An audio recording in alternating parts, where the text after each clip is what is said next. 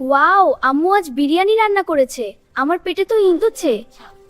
তুমি কি হাত ধুয়েছো? হ্যাঁ আম্মু, ধুয়েছি। আর দেরি হয় না। ওপস, থামো ফারহান, একটা জিনিস মিসিং। কি মিসিং আপু? লবণ ঠিক আছে, ঝাল ঠিক আছে, ছাড়ো তো। ফারহান, তুমি কি চাও তোমার এই মজাদার চিকেনটা অন্য কেউ তোমার সাথে ভাগ করে খাক?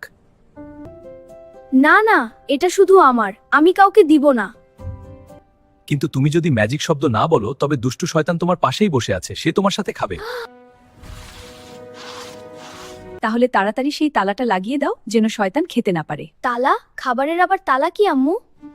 খাবারের তালা হলো বিসমিল্লাহ বলা। বিসমিল্লাহি ওয়া আলা বারাকাতিল্লাহ।